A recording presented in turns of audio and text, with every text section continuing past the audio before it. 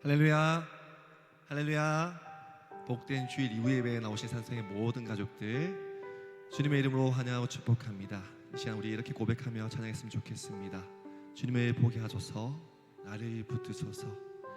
내 뜻과 내 생각 내려놓고 주님 앞에 나 엎드려 주의 음성 기다리니 나를 부르실 때 믿음으로 걸어가리. 이 고백이 우리의 고백이 되기 원합니다.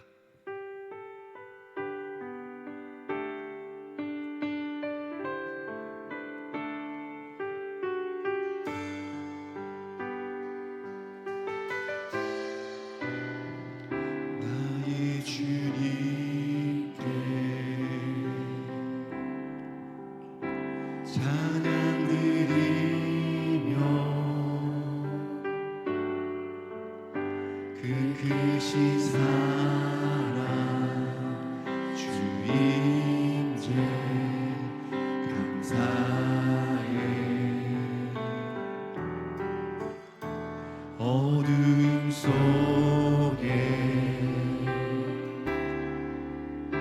찾아오셔서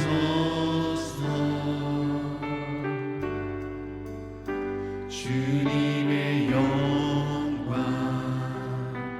보게 하시네. 의심하는 나를 손 내밀어 잡아주시네. 두려운 맘 내려놓고 주 바라봅니다.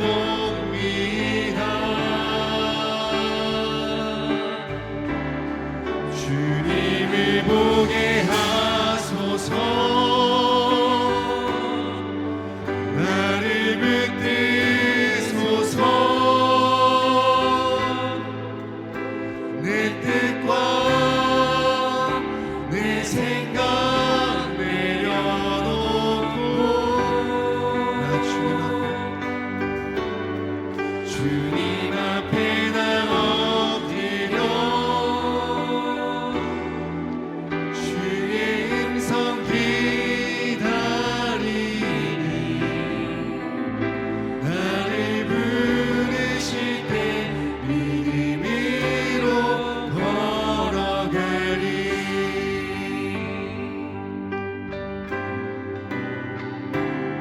주님께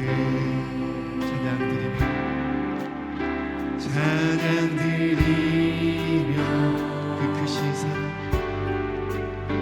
그 크신 사랑 주 임재 감사해. 어둠 속에 찾아오셔서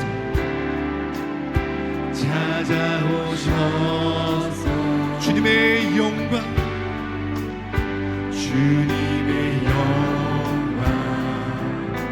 보게 하시네. 의심하는 나를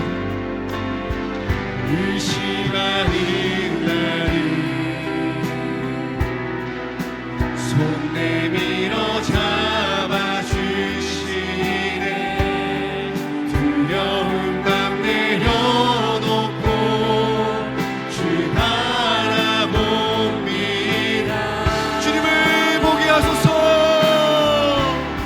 주님을 보게 하소서. 나를 붙드소서. 내 뜻과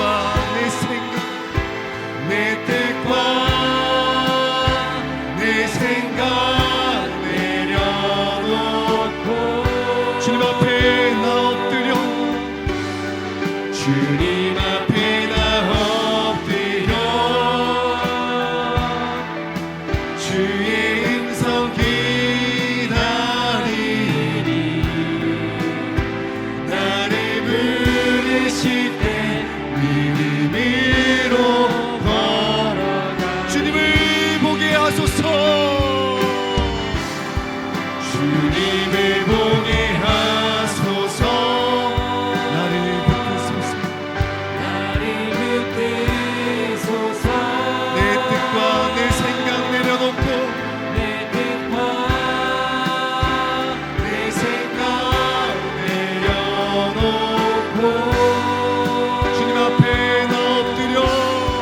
주님 앞에 나 엎드려 주의 음성 기다리니. 나를 부르실 때 믿음으로 걸어가리. 나를 부르실 때 믿음으로 걸어가리. 나를 부르실 때 믿음으로 걸어가리. 오늘 예배 가운데 넘치는 은혜 부어주실 주님께 영광의 박수 올려드리겠습니다. 아멘.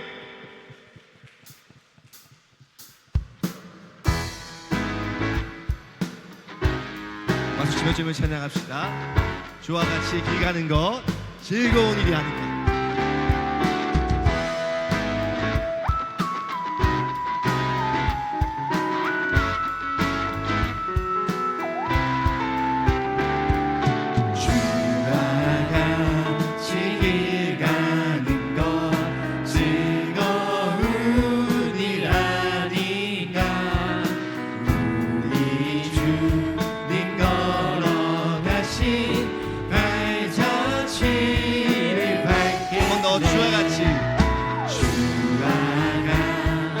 기가는 건 즐거운 일 아닌가. 우리 주님 걸어가신 발자취를 밟겠네. 한 걸음 한 걸음 주 예수와 함께 날마다 날마다 우리 걸어. 어린아이 같은 우리 어린아이 같은 우리 미련하고 약하나 주의 손에 이끌리 생명길로 가겠네. 생명길로 아멘. 한 걸음 한 걸음 주 예수와 함께 날마다 날마다 우리 걸어. 꽃이 피는 꽃이 피는 듯하니라. 험한 골짜기라도 주가 인도하는 대로 우리 한 번 더 고백하겠습니다. 꽃이 피는 들판이라. 꽃이 피는 듯하니라. 험한 골짜기라도 주가 인도하는 대로 주와 같이 가겠네. 한 걸음 한 걸음 주 예수와 함께 날마다 날마다 우리 한 걸음 한 걸음 한 걸음 주 예수와 함께 날마다 날마다 우리 걸어. 옛 선지자의 노같이 옛 선지자의 노같이 우리들도 천국에 들려올라갈 때까지 주와 같이 걷게. 한 걸음 한 걸음 주 예수와 함께 날마다 날마다 우리 한 걸음 한 걸음 한 걸음 주 예수와 함께 날마다 날마다 우리 걸어가. 한 걸음 한 걸음 주님과 함께 날마다 날마다 우리 걸어가는 우리 산상의 모든 가족들 되길 축복합니다. 주님께 영광의 박수 올려드리겠습니다.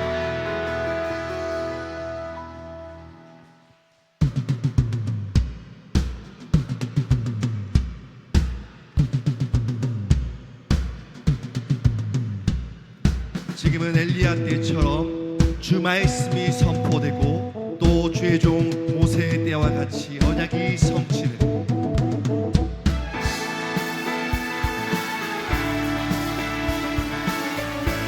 오늘도 우리에게 살아있는 말씀으로 역사하실 그 주님을 뜨겁게 찬양합시다.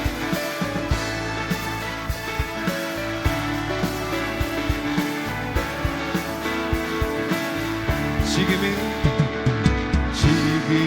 엘리야 때처럼 주 말씀이 선포되고 또 주의 종 모세의 때와 같이 언약이 성취되네.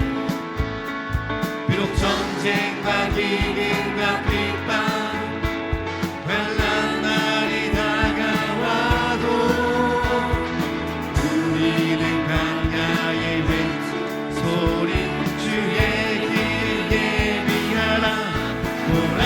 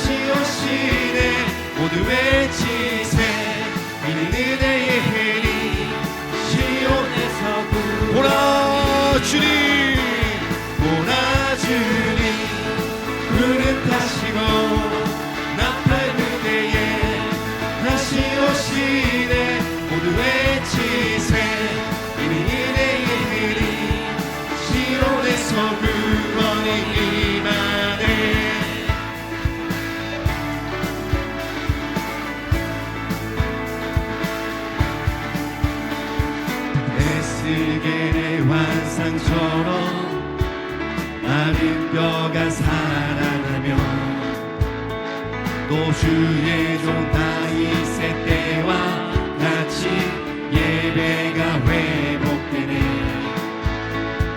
추수할 때가 이르러 들판은 이어졌네. 우리는 추수할 일꾼 되어 주 말씀을 선포하리. 보라 주님 불을 타시고 나팔 불 때에 다시 오시네. 모두 외치세 은혜의 해리 시온에서 구원을. 보라 주님 보라 주님 불을 타시고 나팔 불 때에 다시 오시네. 모두 외치세 은혜의 해리 시온에서 구원. 보라 주님 보라 주님 불을 타시고 나팔 불 때에 다시 오시네. 모두 외치세 은혜의 해리 시온에서. 우리 마지막으로 보라 주님 보라 주님 불을 타시고 나팔 불 때에 다시 오시네. 은혜의 해리 시온에서 구원. 시온에서 구원이 시온에서 구원이 시온에서 구원이 시온에서 구원이 임하네. 이 시기 영광의 박수 올려드리겠습니다. 할렐루야.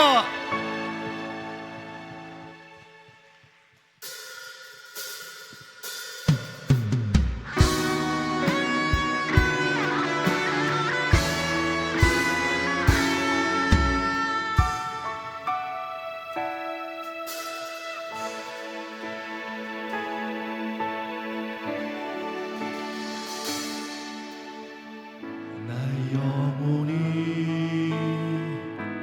잠잠히 하나님만 바라며 나의 구원이 그에게서 나는도다. 나의 영혼아 잠잠히 하나님만 바라라. 나의 소망이 저에게서 나는도 오직 주만이 나의 반석 나의 구원이시니. 오직 주만이 오직 주만이 나의 산성 내가 요동치 않으리. 오직 주만이 오직 주만이 나의 반석 되십니다. 나의 구원 되신 주님을 찬양합니다. 오직 주만이 오직 주만이 나의 산성 내가 요동치 아니하리.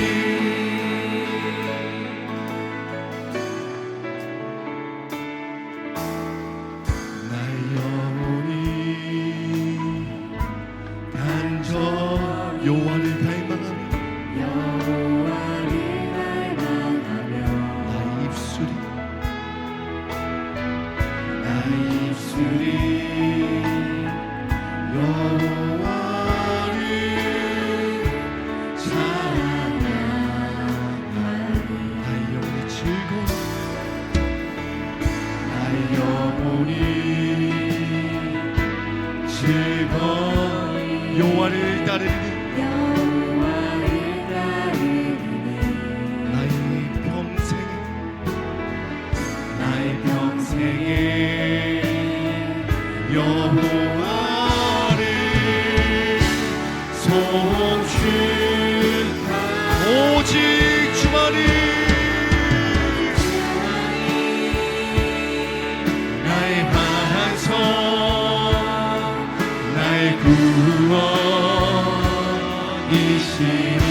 오직 주만이 오직 주만이 나의 산성 내가 요동치 아니 오직 주만이 오직 주만이 나의 반석 되십니다. 나의 구원 되신 주님을 찬양합니다. 오직 주만이 오직 주만이 나의 산성 내가 요동치 아니 나의 구원 나의 영광 나의 구원 나의 영 하나님께 있으니 하나님께 있으니 내 힘에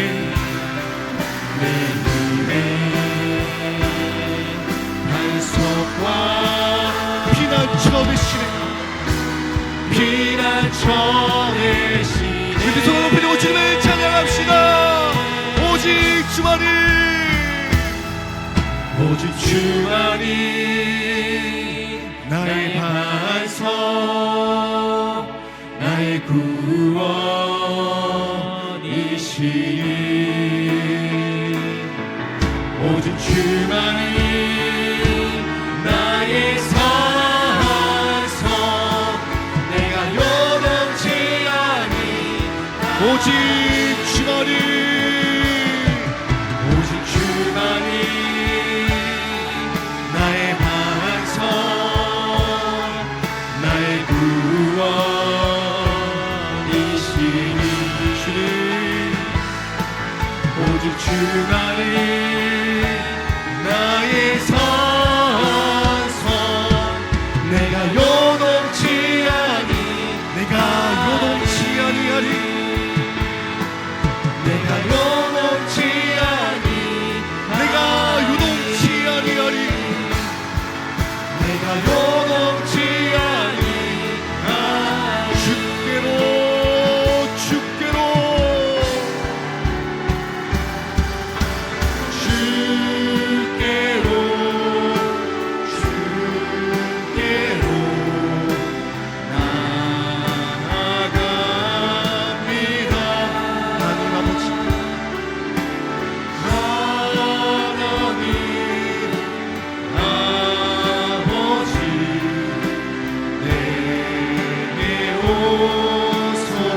예수님 예수님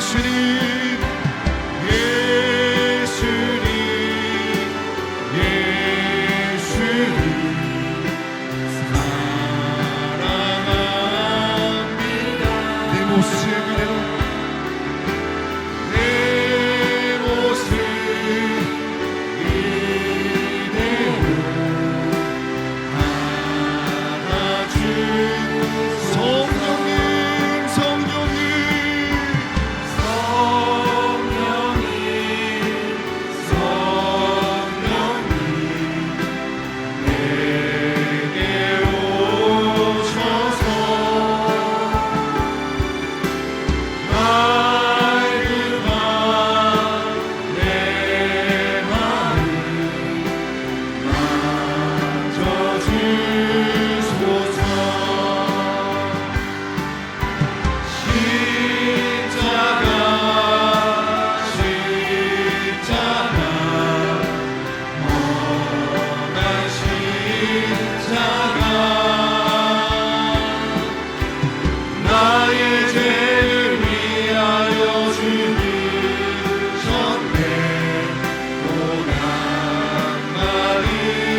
다시 차례라서 찬양하겠습니다.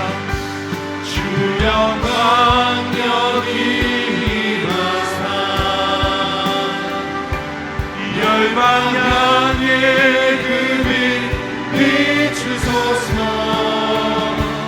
주의 얼굴 구하네 주의 향기 머무소서 주 영광 이 자리에 임하여 주시옵소서. 주 영광 여기 임하사 열방 향해 그 빛 비추소서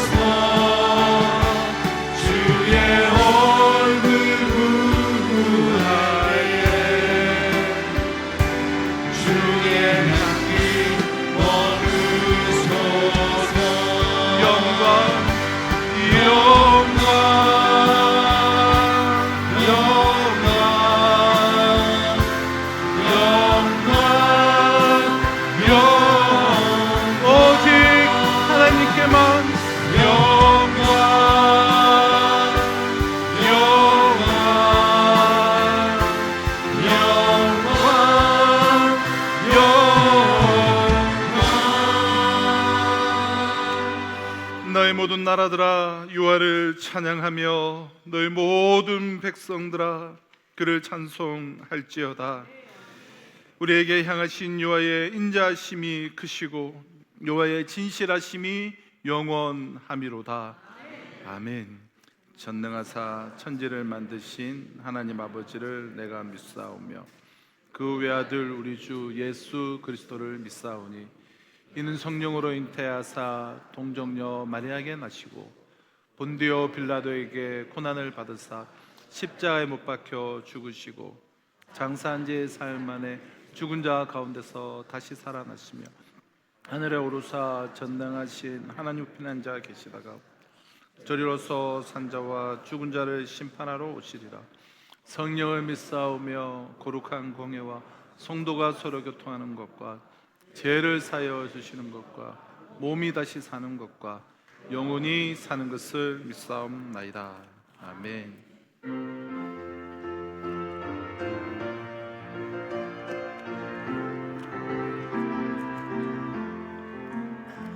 주 사랑하는 자 나 찬송할 때에 그 보좌 앞에 둘러서 그 보좌 앞에 둘러서 큰 영광 돌리세 큰 영광 돌리세 저 밝고도 묘한 시온성 향하여 가세 내 주의 찬란한 성에 찬송하며 올라가세 주 믿지 않는 자 다 찬송 못하나 하나님 자녀 된 자들 하나님 자녀 된 자들 그 기쁨 전하세 그 기쁨 전하세 저 밝고도 묘한 시온성 향하여 가세 내 주의 찬란한 성에 찬송하며 올라가세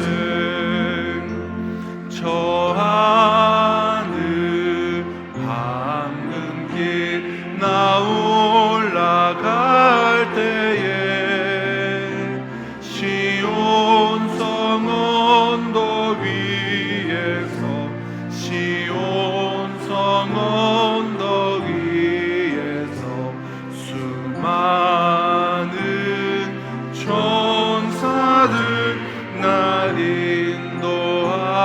인도하리라 저 밝고도 묘한 시온성 향하여 가세 내 주의 찬란한 성에 찬송하며 올라가세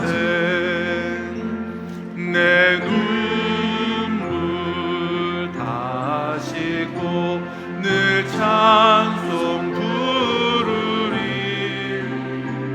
저 임마누엘 주 앞에 저 임마누엘 주 앞에 나 영광 누리리 나 영광 누리리 저 밝고도 묘한 시온성 향하여 가세 내 주의 찬란한 성에 찬송하며 올라가세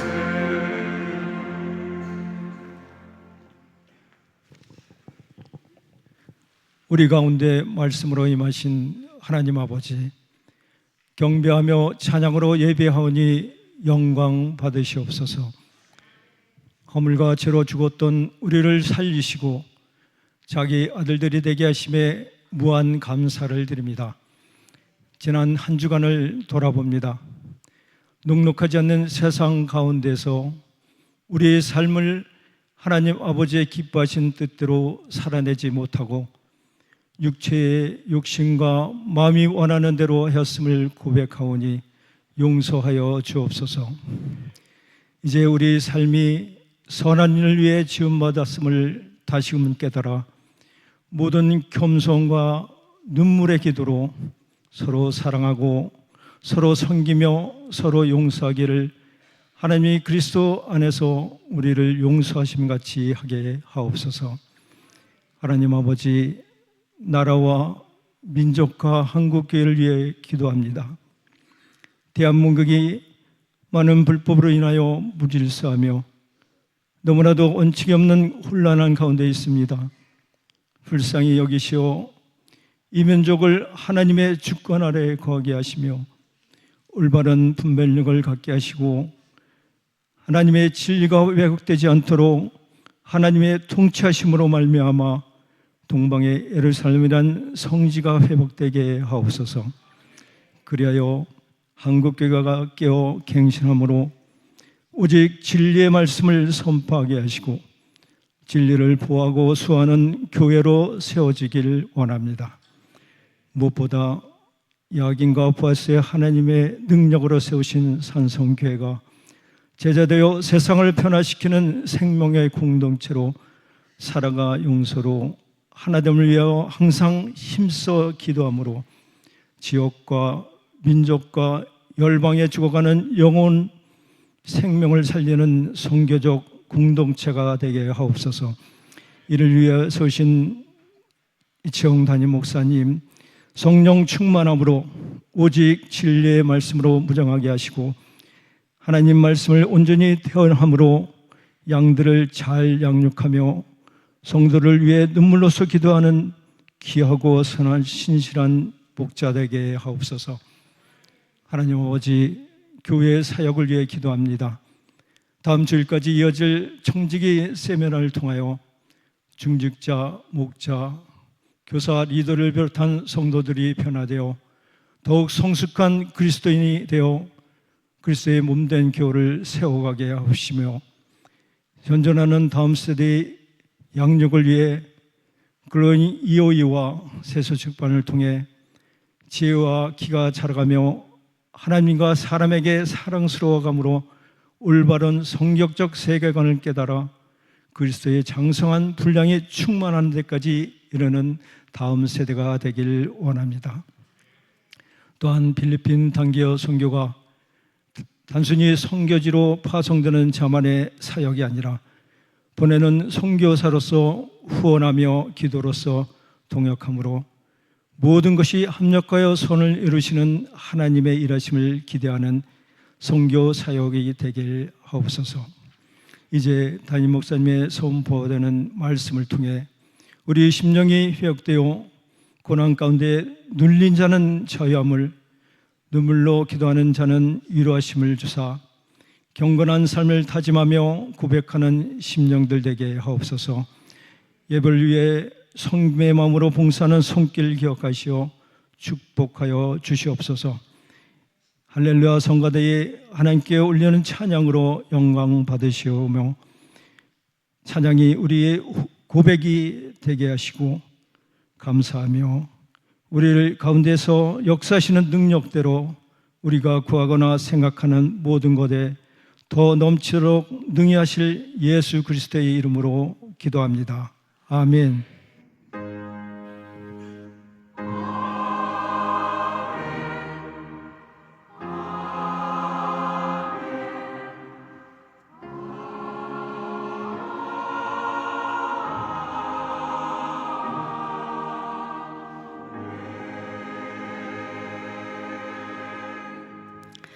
오늘 우리에게 주시는 하나님의 말씀은 사도행전 10장 17절로 22절 말씀입니다. 사도행전 10장 17절로 22절 말씀을 제가 봉독하도록 하겠습니다. 베드로가 본 바 환상이 무슨 뜻인지 속으로 의아해 하더니 마침 고넬료가 보낸 사람들이 시몬의 집을 찾아 문 밖에 서서 불러 묻되 베드로라 하는 시몬이 여기 유숙하느냐 하거늘 베드로가 그 환상에 대하여 생각할 때에 성령께서 그에게 말씀하시되 두 사람이 너를 찾으니 일어나 내려가 의심하지 말고 함께 가라 내가 그들을 보내었느니라 하시니 베드로가 내려가 그 사람들을 보고 이르되 내가 곧 너희가 찾는 사람인데 너희가 무슨 일로 왔느냐 그들이 대답하되 백부장 고넬료는 의인이요 하나님을 경외하는 사람이라 유대 온 족속이 칭찬하더니 그가 거룩한 천사의 지시를 받아 당신을 그 집으로 청하여 말을 들으려 하느니라 한데 아멘.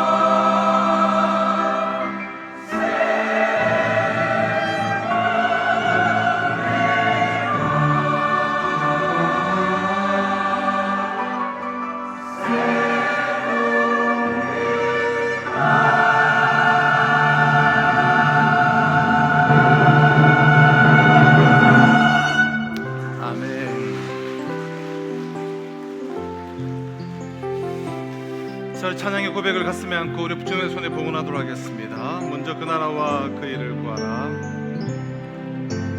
먼저 그 나라와 일을 구하라. 그 나라와 그 일을 그리하면 이 모든 것을 너희에게 더하시리라.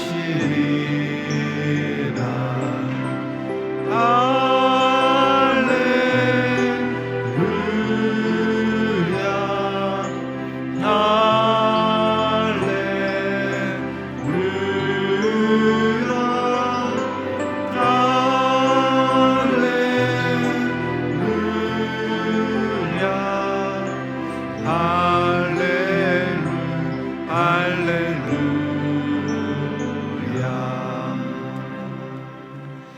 네, 우리 주일 2부 예배에 나오신 우리 모두 성도님들을 주님의 이름으로 환영하며 축복합니다. 우리가 오늘부터 이제 한 두 달의 이제 소식을 뉴스로, 그리고 앞으로의 두 달을 또 사역을 소개하는 그러한 이제 우리 영상을 이제 격달로 두 달마다 이렇게 뉴스 형태로 좀 이렇게 나누려고 하는데요. 오늘 우리가 첫 번째 우리 영상, 우리 삼성 뉴스 함께 우리 보도록 하겠습니다.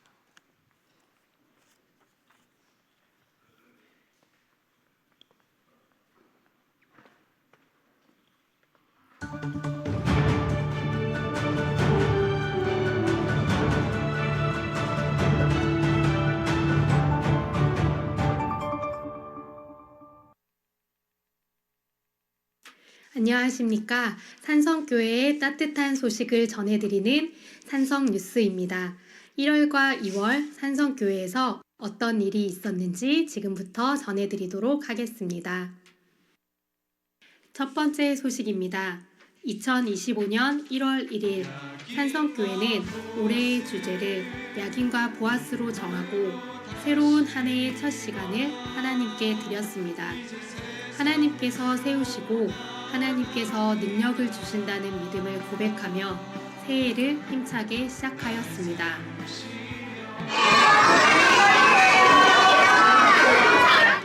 두 번째 소식입니다. 1월 6일부터 11일까지 산성교회는 눈을 들어 주를 보라라는 주제로 특별 새벽 기도회를 가졌습니다. 한 해를 하나님께 맡기며 믿음으로 함께 기도하는 복된 시간이었습니다. 세 번째 소식입니다. 2월 2일부터 4일까지 산성교회 청년부는 식사하셨나요? 라는 주제로 2박 3일간 여항산 금계마을 문화센터에서 수련회를 가졌습니다. 서로를 위로하고 격려하며 하나님 안에서 사랑을 나누는 소중한 시간이었습니다. 네 번째 소식입니다. 2월 22일 산성교회 청소년부는 죽어야 살리라는 주제로 진해 주기철 기념관에서 1일 수련회를 가졌습니다. 다음 세대인 청소년부가 이번 수련회를 통해 믿음이 더욱 성장하길 기대해 봅니다. 다섯 번째 소식입니다. 2월 16일 산성교회에서는 성찬식을 은혜롭게 진행하였으며 같은 날 오후부터 청지기 세미나가 시작되었습니다.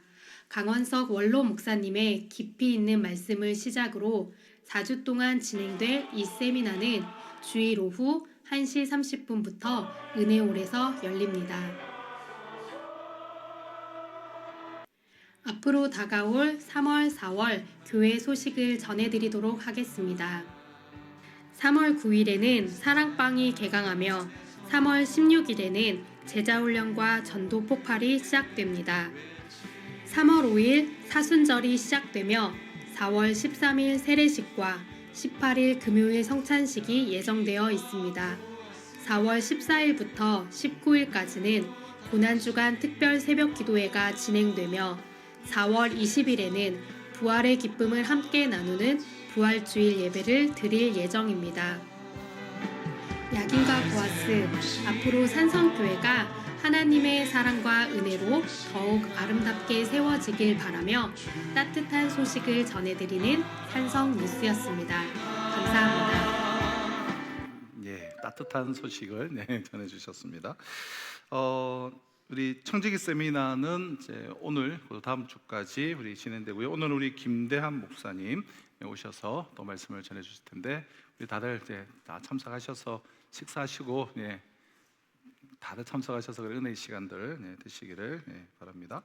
우리 다음 주부터 우리 사랑방 우리 개강을 이제 합니다. 우리가 이제 기존에 우리가 수요일이나 또 다른 모임에 또 모이시는 분들은 모이시고 그리고 또 사랑방 모임이 잘 안 되신 그런 사랑방들은 우리가 아무래도 평일날 또 쉽지 않으니까 주일에 우리 오후 예배를 이제 마치고 우리가 좀 모여서 또 우리 서로 사랑방에 교제를 하시고 말씀을 나누는 그런 시간들로 좀 활용하시면 좋겠습니다. 우리 산성 제자 훈련 다음 주까지 그렇게 신청을 받고요.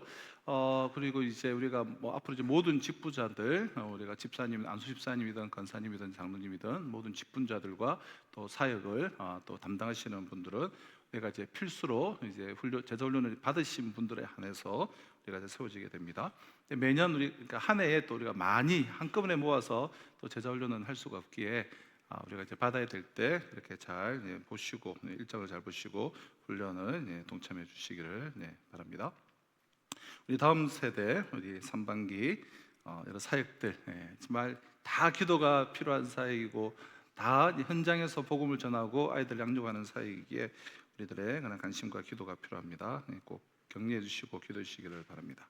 3반기 이제 세례식이 있고요.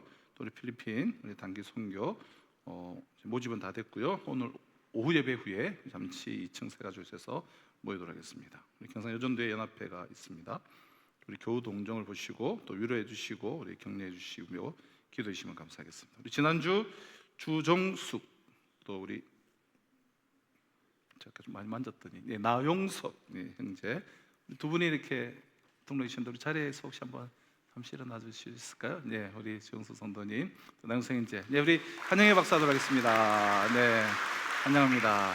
감사합니다. 자리에 앉으셔도 되겠습니다. 지난주 우리는 사도행전 10장 9절로 16절 말씀을 통해서 우리가 편견에 대해서 생각을 해보았는데요. 우리가 죄라고 생각을 하지 않고 그냥 무심하게 행하지만 사실 편견은 큰 파괴력을 지니고 있는 무서운 죄악입니다. 편견이 무서운 이유는 편견은 사실을 사실대로 보지 못하도록 만들기 때문이에요.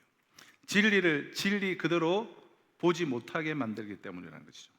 또한 편견은 아무 이유 없이 상대방을 미워하게 만들어요. 그래서 편견은 하나님의 역사를 너무나 많이 방해를 합니다. 그렇게 편견은 무서운 죄악이에요. 욥바의 무두장이 시몬의 집에 유숙 중인 베드로는 자신과 같은 유대인인 이 무두장에 대한 편견은 이제 극복이 됐지만 그러나 이방인의 가난함, 이방인은 부정하다라는 이 유대적인 이 편견에서는 여전히 벗어나지를 못하고 있었습니다. 하나님께서는 베드로의 그 그릇된 그 편견을 제거해 주시기 위해서 그로 하여금 동일한 환상과 또 동일한 음성을 3번이나 반복해서 보게 하시고 그리고 듣게 하셨습니다. 11절 이하를 쭉 보면 하늘로부터 큰 보자기 같은 그릇이 내려왔는데 그 속에는 유대인들이 부정하게 여기는 온갖 짐승과 새들이 들어있었어요. 자, 그것들을 잡아 먹으라 라는 그 하나님의 그 음성에 대해 베드로는 자신은 속되고 깨끗하지 않은 것을 결코 먹지 않겠다는 식으로 답변을 했어요. 하나님이 지금 먹으라라고 말씀하시는데 속되고 부정한 것을 먹지 않겠다. 그때 하나님께서 깨끗하게 하신 것은 너가 속되다 하지 말라라는 하나님의 음성이 다시 들려왔습니다. 그러니까 잡아 먹으라는 거예요. 내가 정하게 하고 속되게 했으니, 깨끗하게 했으니 베드로야 먹어라, 못 먹겠습니다. 그렇게 3번 반복되어졌어요. 내가 정하다는 것을 어찌 너가 안 먹을 수가 있느냐, 먹어라, 못 먹겠습니다. 16절을 보면 이런 일이 3번 있은 후에 그 그릇이 하늘로 사라졌습니다. 환산송에서 베드로가 부정하다고 간주한 온갖 짐승과 그 새들은 실은 이방인을 상징하는 거였어요. 이방인들.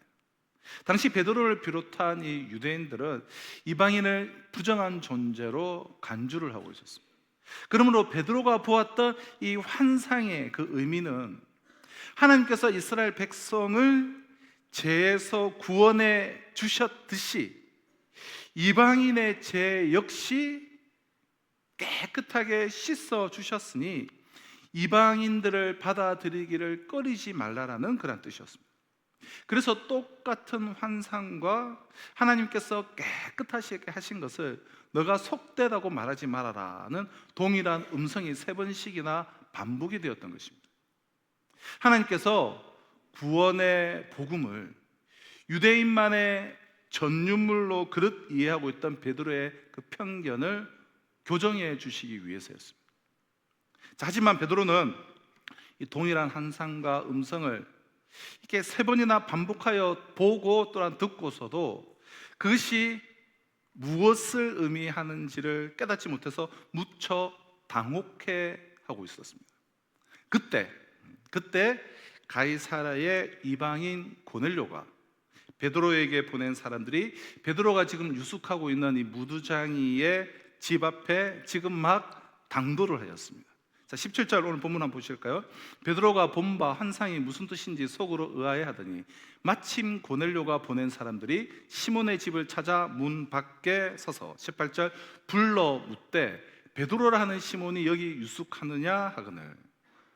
자, 고넬료가 어제겠죠? 어제 보낸 이들이 가이사랴로부터 욥바의 무두장이 집 앞에 도착하여서 지금 베드로를 찾고, 근데 그 순간 성령님께서 베드로에게 말씀하셨습니다. 자, 19절입니다. 베드로가 그 환상에 대하여 생각할 때 성령께서 그에게 말씀하시되 두 사람이 너를 찾으니 20절 일어나 내려가 의심하지 말고 함께 가라 내가 그들을 보내었느니라 하시니.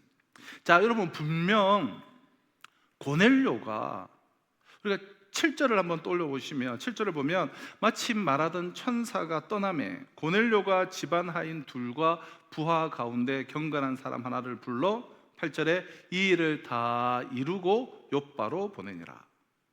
자, 베드로보다 먼저 하루 전에 이 환상을 본 고넬료가 자기 집안의 하인 둘과 또 자신이 거느리고 있는 100명의 군사 중에 한 명, 그 경건한 사람 한 명을, 그러니까 총 3명을 불러서 베드로가 머물고 있는 욥바로 고넬료가 그렇게 보내었습니다. 하지만 20절은 성령님께서 내가 그들을 보내었느니라 라고 말씀하셨다라고 이렇게 기록을 하고 있어요. 자, 그래서 성령님의 말씀에 베드로는 자신을 만나러 왔다는 그런 사람들을 만나기 위해서 지금 기도하고, 어디서 기도하고 있죠? 지붕에서 기도하고 있었는데 무두장의 집 지붕, 거기서 즉각 내려갔습니다. 성령님께서 보내셨다고 하는데 베드로가 누군들 만나지 못하겠습니까? 성령님께서 보내셨다고 하는데 무슨 부탁인들 들어주지 못하겠습니까? 아니, 성령님께서 보내셨다라고 하니 그들이 누구인들 베드로는 반드시 만나야만 했고 그들이 무슨 부탁을 하든지 반드시 들어주어야만 했습니다. 자, 그래서 베드로는 자신을 찾아온 그들에게 무슨 일로 왔는지를 물었어요. 21절에. 자, 이에 대한 그들의 이제 답변이 22절인데요. 그들이 대답하되 백부장 고넬료는 의인이요 하나님을 경외하는 사람이라. 유대 온 족속이 칭찬하더니 그가 거룩한 천사의 지시를 받아 당신을 그 집으로 청하여 말을 들으려 하느니라. 자, 고넬료가 보낸 이 사람들은 베드로에게 단순히 가이사랴에 주둔하고 있는 우리의 그런 상전 주인 로마 군대의 백부장 고넬료의 명을 받들어 당신을 모시러 왔노라 라고 그저 그렇게 사무적으로 대답할 수도 있었을 것입니다. 그러나 그들은 먼저 고넬료가 어떤 사람인지 베드로에게 설명을 했는데요. 자, 그 내용은 4가지예요. 첫째, 백부장 고넬료는 의인입니다. 둘째, 그는 하나님을 경외하는 사람입니다. 셋째, 온 유대 족속이 다 그를 칭찬합니다. 넷째, 거룩한 천사의 지시를 받고 지금 당신을 초청하는 것입니다. 얼핏 보면 이 말이 별말이 아닌 것처럼 그렇게 우리가 보여요. 그러나 베드로는 지금 선민의식에 젖어 있는 유대인인데 반해 고넬료는 유대인들이 부정한 존재로 멸시하는 이방인이에요. 자, 그러면서도 또 한편으론 고넬료는 이스라엘을 식민지로 삼은 로마 제국의 장교였습니다. 자, 이러한 독특한 관계성을 감안한다면 정말 대수롭지 않아 보이는 이 짧은 말에 참으로 깊은 의미가 이 안에서 우리가 발견을 할 수 있게 됩니다. 자, 22절의 이 말은 바로 이런 의미예요. 첫째, 고넬료는 식민지의 주둔군 장교이면서도 다른 군인들과는 달리 의로운 사람이요. 둘째, 고넬료는 유대인들이 부정하다라고 간주하는 이방인이면서도 하나님을 경외하는 신실한 분입니다. 셋째, 고넬료는 지배자 계급에 속해 있으면서도 피지배 민족이 놓은 유대 족속 사람들로부터 칭찬을 받는 분입니다. 넷째, 고넬료는 거룩한 천사의 음성을 들을 만큼 그는 신령한 분입니다. 한마디로 표현하면 고넬료는 하나님과 사람의 인정을 동시에 받는 훌륭한 인물이라는 거예요. 그리고 바로 그 사람이 베드로 당신을 지금 청하고 있다라는 거예요. 한 절에 22절 한 절에 담겨져 있는 아주 짧은 문장일 수 있지만 한 단어 한 단어에 고넬료에 대한 깊은 애정과 그리고 신뢰 그리고 자부심이 담겨져 있습니다. 이방인인 고넬료를 유대인인 베드로에게 이보다 더 잘 소개할 수가 있겠습니까? 자, 이런 설명을 듣고서도 고넬료를 만나보고 싶지 않은 사람이 누가 있겠습니까? 자, 21절에 베드로의 질문에 고넬료가 보낸 이 사람들이 답했던 22절에 이 말씀을 통하여서 우리가 함께 지금 오늘 이 말씀 앞에 서서 우리 자신과 관련하여서 우리가 세 가지 사항을 좀 짚어보면서 우리가 좀 교훈을 받기를 원하는데요. 먼저 첫째, 나를 알고 있는 사람들은 나 자신을 어떻게 평가하느냐라는 거예요. 나를 잘 아는 사람들은 나를 어떻게 평가하는가? 나를 아는 사람들은 내가 없는 곳에서 나를 어떤 사람이라고 설명을 합니까? 멀리 있는 사람들이 아니라 나와 가장 가까이 있는 내 주위 사람들은 나를 어떤 사람으로 그렇게 보고 있을까요? 오늘 본문 속에서 고넬료에 대하여 베드로에게 설명하고 있는 이 사람들은 멀리서 고넬료를 피상적으로 아는 사람들이 아닙니다. 그들은 고넬료의 집안의 하인과 그 희하의 병사였어요. 즉 집안 사람과 직장 사람, 그러니까 일터의 사람으로 고넬료의 가장 가까이에 위치한 측근들이에요. 먼 곳에 있는 사람들로부터는 여러분 오히려 칭찬받기가 쉽습니다. 잘 모르는 사람들로부터는 그냥 막연하게 존경받는 것도 사실 그렇게 어렵지 않아요. 드러나는 모습, 겉으로 보이는 모습만 보고는 칭찬받기가 어렵잖아요. 멀리 있고 그리고 잘 모르기에 그들 앞에서는 연기나 또 하나 위장이 가능하고 또 보이는 부분만 그럴싸하게 포장을 할 수 있기 때문에 칭찬받는 거 그렇게 어렵지 않고 가능해요. 그러나 사람과 사람의 그 거리가 가까워질수록 사람과 사람 사이의 그 막연했던 알미 정말 구체화될수록 도리어 그와 반비례하여서 칭찬과 존경은 감소되거나 아예 소멸되기가 쉽습니다. 과거 우리 어르신들이 그런 말씀을 하셨는데요. 이 삶과 목회자는 적당한 거리를 두고 봐야 된다. 왜 그런 말이 생겼겠습니까? 가까이에서는 다 드러나기 때문에 그만큼 쉽지 않다라는 거예요. 한 인간의 곁에 있다는 것은 그 인간의 정말 꾸밈이 없는 그 생생한 실체를 보는 것을 뜻하기 때문에 그때부터는 이 연기나 위장이나 이 포장이 전혀 불가능하기 때문에. 자, 그런데도 고넬료는 그 자신의 그 측근들로부터 진심에서 우러나는 존경과 진심에서 우러나는 사랑을 지금 받고 있습니다. 그것도 지금 고넬료가 없는 곳에서. 그럼 그것이야말로 고넬료가 얼마나 참 훌륭한 사람이었는가를 너무나 분명히 증명해 주고 있는 것이죠. 여러분 어떻습니까? 나의 아내는 나를 참된 정말 그리스도의 남편으로 생각하고 있습니까? 나의 남편은 나를 정말 진정으로 정말 신실한 아내로 여기고 있습니까? 나의 자식들은 나를, 참 우리 부모님들은 매사에 정말 하나님을 경외하는 분들이다라고 그렇게 인정을 하고 있습니까? 나의 부모는 나를 주님을 믿는 정말 신실한 복된 자녀로 간주하고 있습니까? 내 일터의 아랫사람들은 나를 정말 의로운 상사로 존경을 하고 있습니까? 나의 윗사람은 나를 정말 모든 사람들로부터 소개하고 싶고 칭찬받아 마땅한 사람으로 여기고 있습니까? 나의 동료들은, 같은 성도들은 나를 정말 함께 하고픈 그런 좋은 그리스도인으로 여기고 평가하고 있습니까? 이 질문에 우리 스스로 긍정적인 대답을 할 수 있기까지 우리는 부단히 우리 자신을 정말 진리 안에서 가꾸고 또 가꾸어 나가야 돼요. 나의 가난한 내 주위 사람들은 나를 가장 정확하게 보고 아는 나의 증인들이기 때문에, 그럼 나를 알고 있는 사람들은 나를 어떻게 정말 평가하고 있느냐라는 거예요. 자, 오늘 말씀을 통해서 우리가 좀 짚어봐야 할 두 번째는, 자, 이번에는 그렇다면 나는 내 곁에 있는 사람들의 무엇을 보고 있느냐라는 거예요. 나는 지금 그들의 아름다움을 보고 있습니까? 그들의 추함을 보고 있습니까? 그들의 장점입니까? 아니면 그들의 결점입니까? 고넬료가 제 아무리 훌륭한 사람이었다고 해도 그도 인간이에요. 신이 아니에요.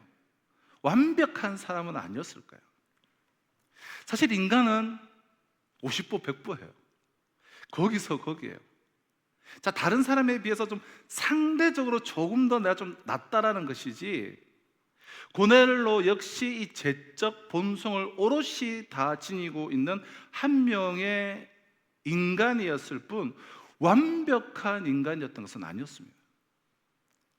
왜 그에게 실수가 없었겠어요? 어찌 그에게 결점이 없었겠습니까?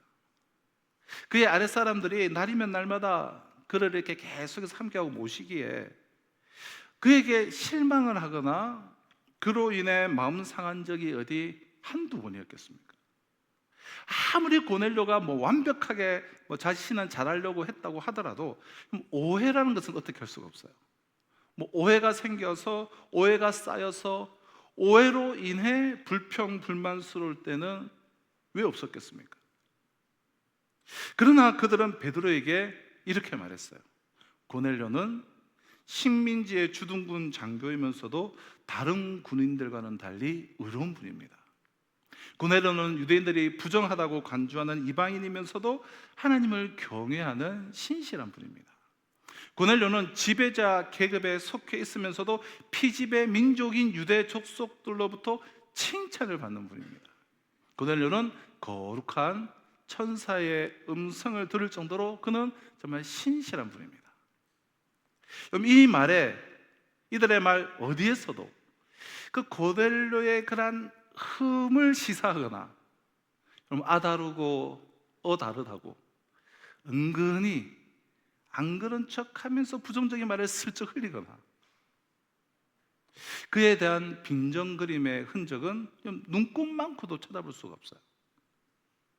또한 그들은 자신들의 이 상전인 이 고넬료의 그 명을 받고 왔기에 베드로에게 단순히 고넬료의 그 명령 내용을 사무적으로, 행정적으로 통보하기만 해도 그만이었습니다. 그런데도 그들은 한결같이 이 고넬료에 대한 덕담으로, 칭찬으로 일관을 하고 있습니다. 그것도 고넬료가 없는 곳에서 온 정성을 다해서. 2주 전에 저는 이 7절 말씀을 통해서 그러니까 마침 말하던 천사가 떠나매 고넬료가 집안 하인 둘과 부하 가운데 경건한 사람은 하나를 불러. 자, 이 구절을 제가 강해를 하면서 하나님의 일은 언제나 기도하는 사람, 정말 경건한 사람을 시켜야 된다라는 말씀을 드렸었는데요. 하나님의 일은 능력 있는 사람이 아니라 하나님을 경외하는 경건한 사람에게 맡겨야 돼요. 그 사람은 뭐 일을 좀 잘 못할 것 같아도 좀 기도하는, 즉 경건한 사람은 그 일을 해내요.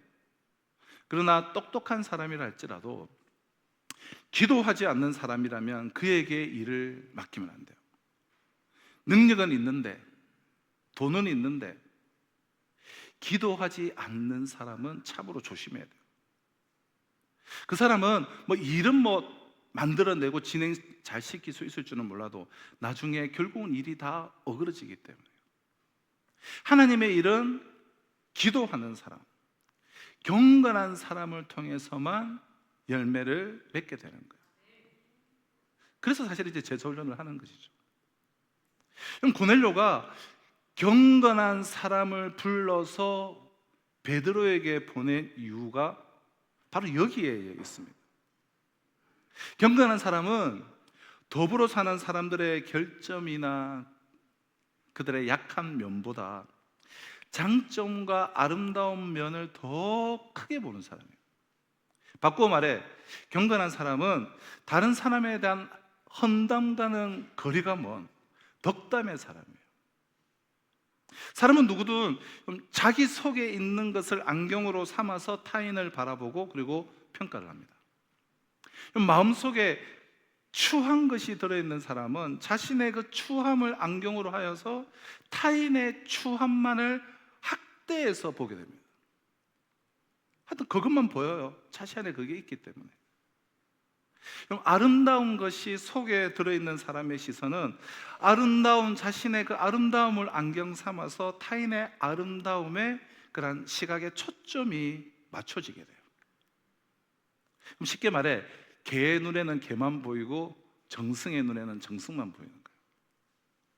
짐승의 생각을 하면 타인이 짐승으로 보이고, 사람다운 생각을 하면 타인도 참다운 사람으로 보이게 돼요.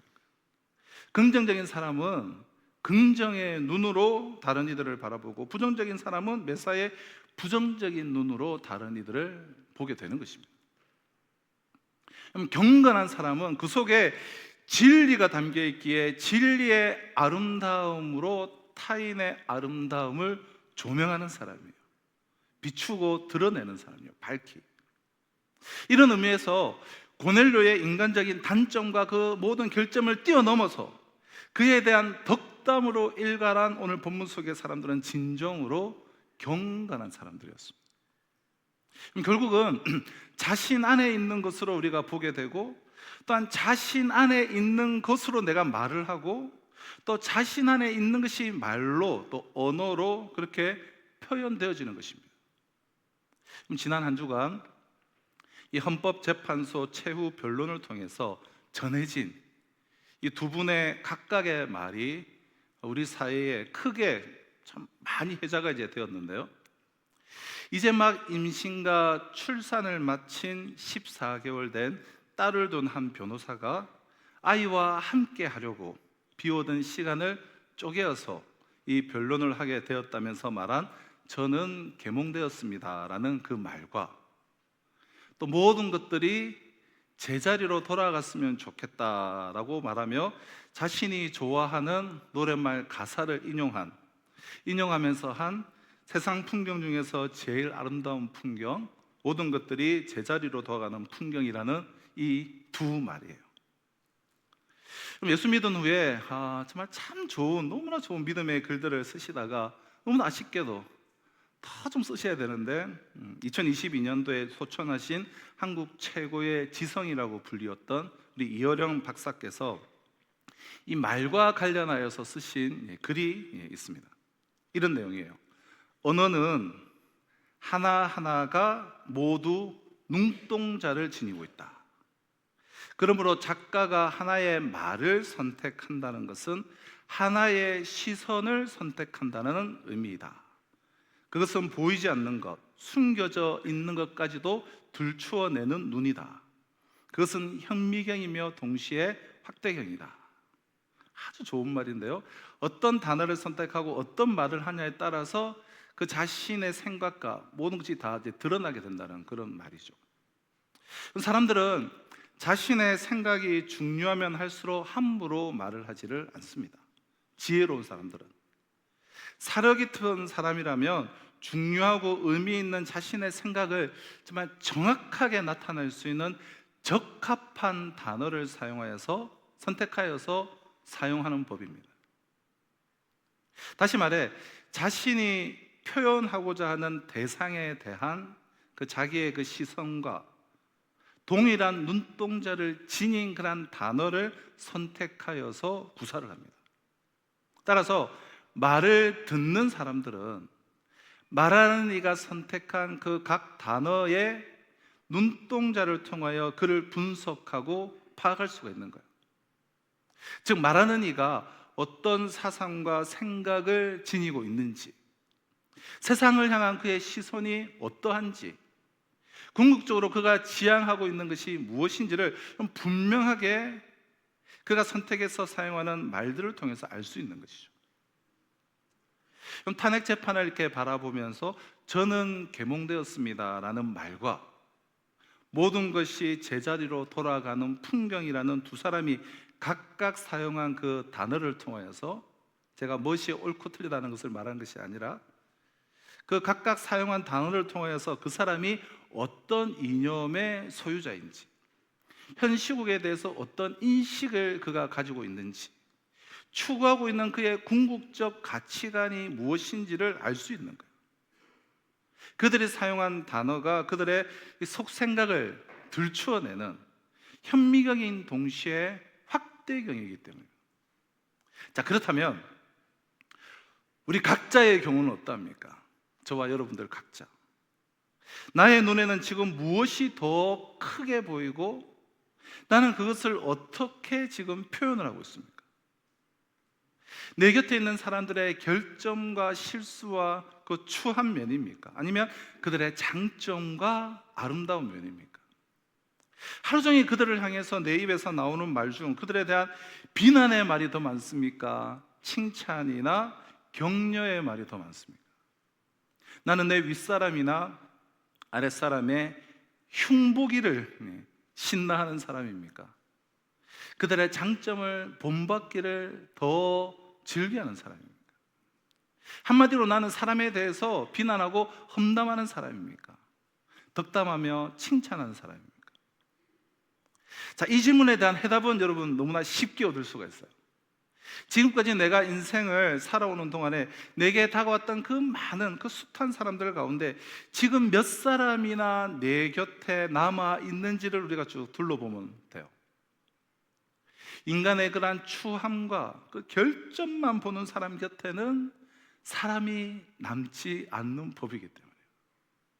물론 내가 지금 직책이 높거나 어떤 영향력을 가지고 있거나 소유하고 있는 것이 많을 때에는 그것으로 인해서 많은 사람들이 몰려들 수는 있지만, 만약 내가 사람의 그런 장점과 아름다움을 더 크게 볼 줄 아는 덕담의 사람이 아니라면 언젠가 내가 지닌 것들이 사라지는 날 그들은 모두 아무런 망설임 없이 내 곁을 떠나고 말 것입니다.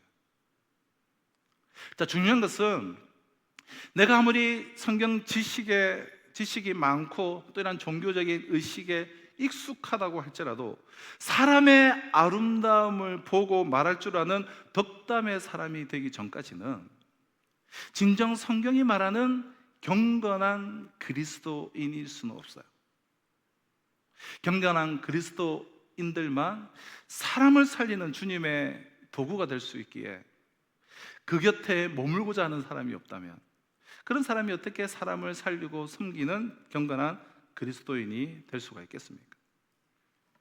자, 오늘 우리에게 주신 말씀을 통해서 세 가지 사항을 좀 짚어보며 교훈을 받고자 하고 있는데요. 첫째, 나를 알고 있는 사람들은 나 자신을 어떻게 평가하고 있느냐라는 거예요. 둘째는 나는 내 곁에 있는 사람들의 무엇을 보고 또 무엇을 말하고 있느냐라는 거예요. 마지막 셋째는 주님의 종으로 살아가는 우리의 그 삶 속에는 주어진 일에 정말 내가 최선을 다함으로 감동이 있느냐라는 거예요. 감동이. 본문 속 세 사람은 고넬료 집안의 그 하인과 히야 그런 병사로 모두 고넬료의 그 명령을 어떻게 보면 수동적으로 받들어야 하는 그런 위치에 있습니다. 고넬료가 욥바에 다녀오라고 명령한 이상 이유 없이 욥바에 그냥 다녀와야 돼요. 그러나 그 명령의 근거가 비현실적인 환상이었습니다. 환상. 고넬료가 환상 속에서 들은 대로 욥바에 가서 베드로를 데리고 오라는 것이었어요. 그들은 베드로를 본 적이 없습니다. 베드로가 체류 중이라는 무두장이의 집의 정확한 위치도 알지 못했습니다. 정확하게 가르쳐 주지도 않고 그냥 바닷가에 있는 무두장이 이렇게 말했어요. 아는 곳이라고는 무두장의 집이 막연히 욥바에 있는 어느 바닷가에 있다는 거예요. 욥바는 항구 도시이기 때문에 바닷가가 상당히 길어요. 그럼 우리 부산이 항구 도시지 않습니까? 부산에 뭐 해운대만 있는 것이 아니잖아요. 송정도 있고 강을리도 있고 뭐 송도도 있고 태종도도 있고 뭐 많아요. 그런데 그 넓은 바닷가 해안을 다짜고짜 가서 특정인을 찾아내는 것처럼 이것은 매우 애매한 일입니다. 또 고넬료가 환상을 근거로 내린 명령이니 실제로 진짜 베드로라는 사람이 욥바에 진짜 체류 중일지, 혹 그것이 사실이어서 다행히 베드로를 만난다고 해도 베드로가 자신들의 그 말을 듣고 가이사라까지 따라올 것인지 그들로서는 전혀 알 수 없는 일이었어요. 한마디로 환상을 근거로 그들에게 내려진 고넬료의 이 명령은 현실과 동떨어진 어떻게 보면 좀 황당한 그러한 명령이었습니다. 만약 그들이 이 가이사라에서 욥바까지 한 50km 정도 이게 떨어진 거리인데요, 그 욥바까지에서 찾아가지 않고 어차피 고넬료 나으리도 명확히 알고 내린 명령이 아니라 환상을 보고 내린 명령이니 거기까지 가지 말고 적당히 가다가 한 중간쯤에서 오랜만에 여기 왔으니 근처 한번 돌아보고 차나 한잔하고 그만 돌아갑시다라며 적당히 중간에서 되돌아와서 욥바에 베드로라는 사람이 없더라고 보고를 해도 고넬료로서는 믿을 수밖에 없는 그런 상황이에요. 그러나 그들은 밤을 새우며 욥바를 향해서 걸어갔습니다. 그럼 그 세 사람이 욥바의 바닷가에 있는 이 베드로에게 이른 것은 다음 날, 그러니까 제6시로 되어 있죠. 그러니까 우리로 말하면 정오 낮 12시예요. 고넬료가 환상을 본 것은 그 전날 제9시, 그러니까 오늘 우리 시간은 오후 3시잖아요. 전날 오후 3시였어요. 자, 오후 3시에 그 음성을 듣자마자 즉시 이 하인 2명과 병사 1명을 불렀다 하더라도 그들을 불러서 자초지종 설명하고 또 그 세 사람들이 먼 길을 가기 위한 여정을 꾸리고 욥바를 향해서 출발했다고 하더라도 뭐 그날 오후 늦은 시간이었을 거예요. 4시나 5시는 됐을 거예요. 자, 가이사라에서 50km 떨어진 욥바는 당시 성인 남자의 걸음으로 12시간 거리였습니다. 욥바에 도착해서도 욥바의 그 길고 긴 그 바닷가에서 무두장이 시몬의 집을 찾기 위해서는 추가로 몇 시간이 더 필요했을 거예요. 그런데도 그들이 바로 다음 날 낮 12시에 베드로를 만나서 찾을 수 있었다라는 것은 그들이 가는 동안 허기를 달래기 위해서 잠시 먹는 시간과 또 최소한의 그 휴식 시간을 제외하고는 밤을 새워서 계속해서 걸어갔음을 의미하는 거예요. 그것은 고넬료가 그렇게 하라고 시켰기 때문이 아니었습니다. 고넬료가 내일 낮 12시까지는 베드로를 반드시 만나고 오라고 그렇게 명령하지 않았습니다. 그들은 길을 가다가 밤이잖아요. 깜깜한 밤. 밤에는 주막에서 편안히 잠을 잔 뒤 아침에 일어나 그렇게 출발해서 뭐 늦지막한 오후나 혹은 밤늦게 욥바에 도착할 수도 있었습니다.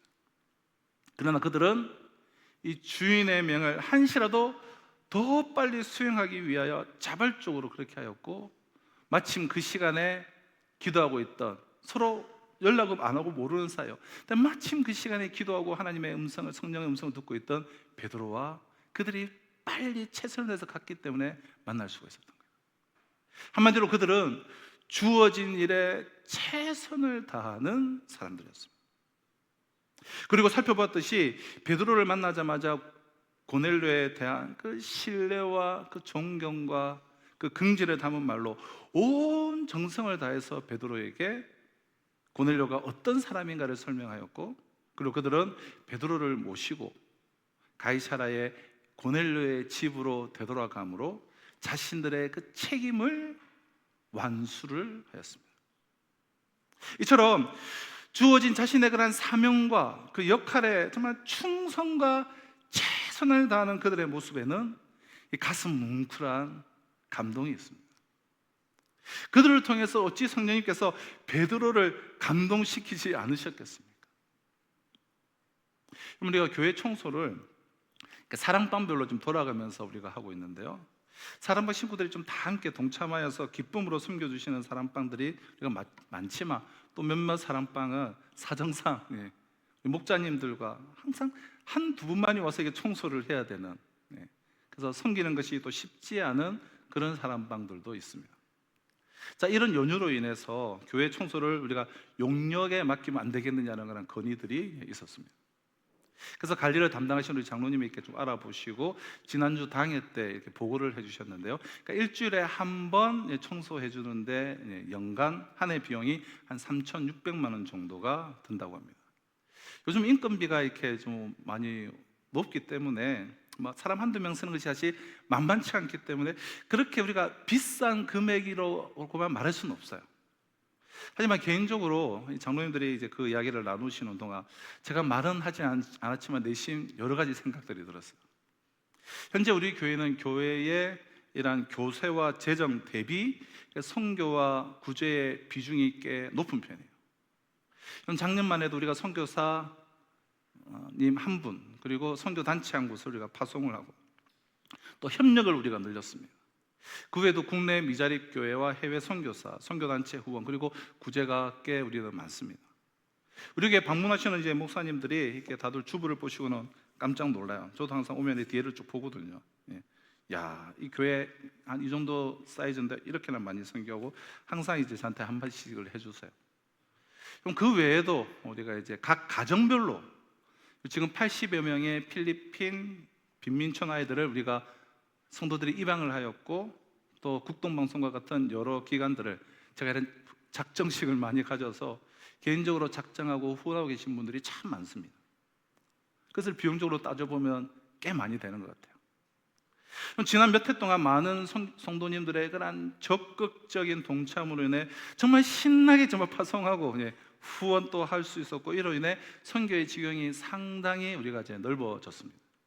하지만 우리가 작년 이제 가을부터는 매월 우리가 선교 헌금 대비 월 선교비 지출이 더 많기에 이 선교 재정이 마이너스가 이제 되어서 선교 재정의 경우는 조금씩 이 적립되어 있는 것이 줄어들어가고 있는, 마이너스 재정이 늘어가고 있는 그러한 상황이라 새로이 우리가 추가로 증설을 하지는 못하고 있는 그런 상황입니다.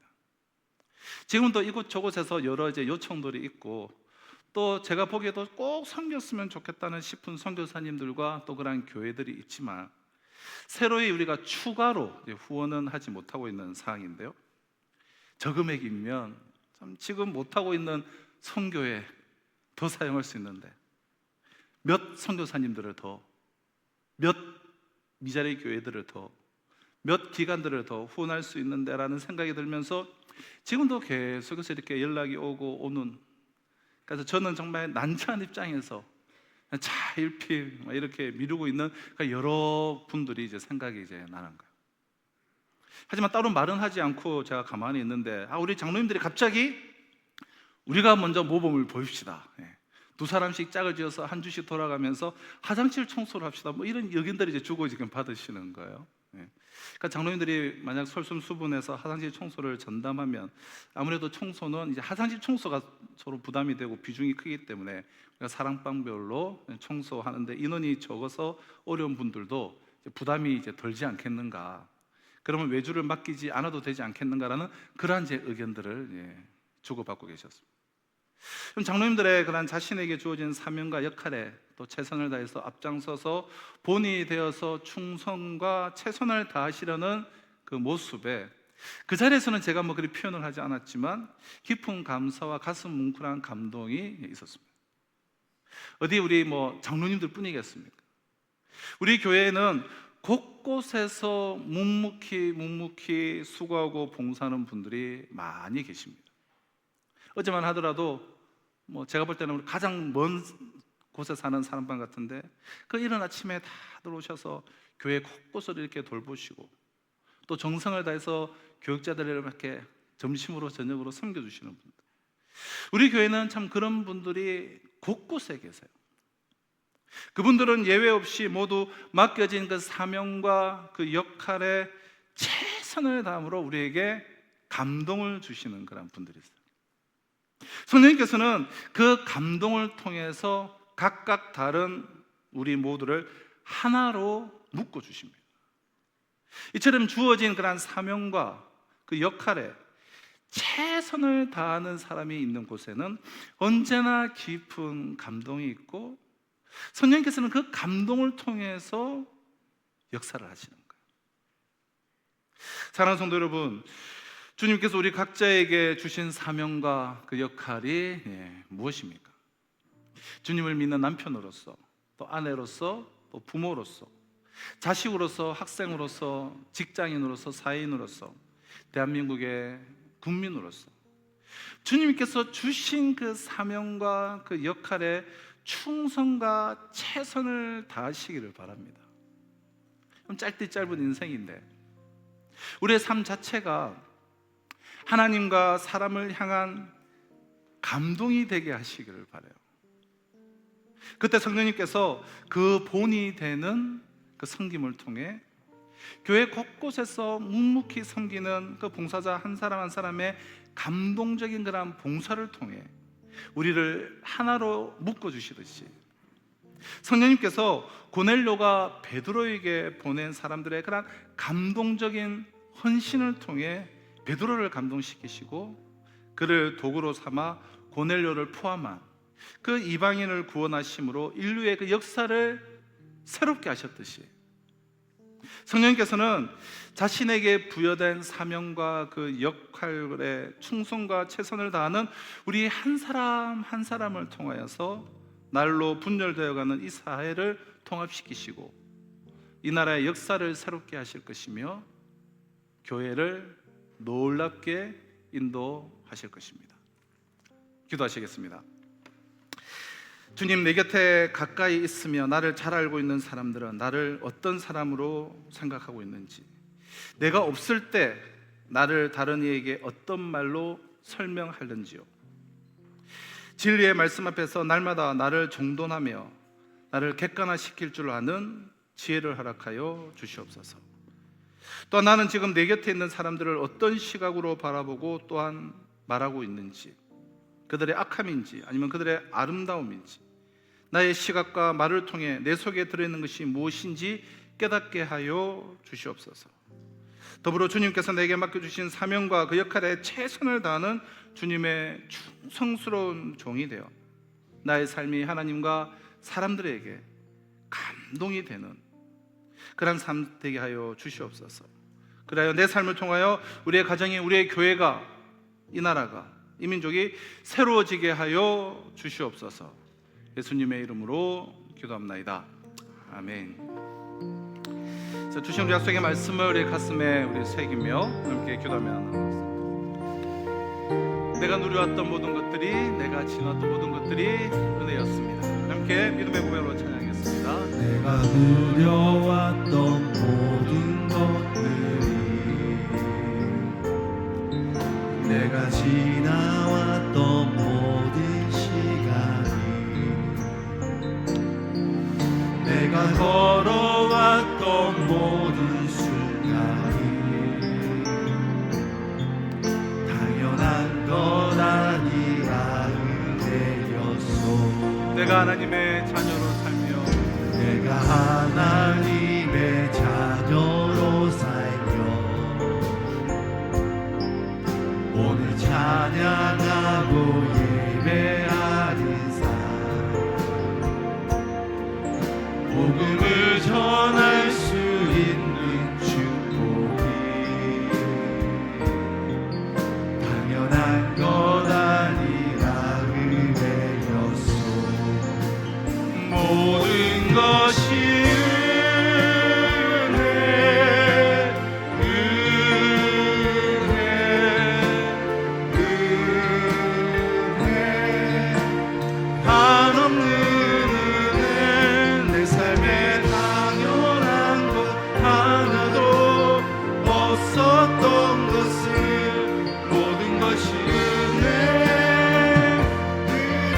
차례에 나서 찬양하겠습니다. 모든 것이 은혜,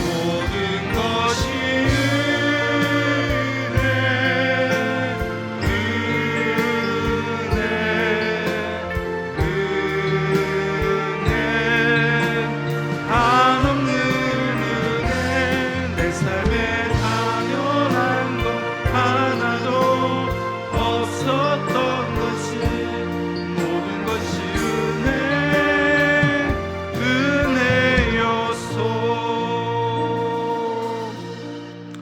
사랑과 은혜와 자비가 풍성하신 하나님 아버지, 나의 마음과 뜻과 힘을 다하여 올려드리는 이 귀한 예배를 우리 주님께서 기뻐 받아주신 줄로 믿습니다.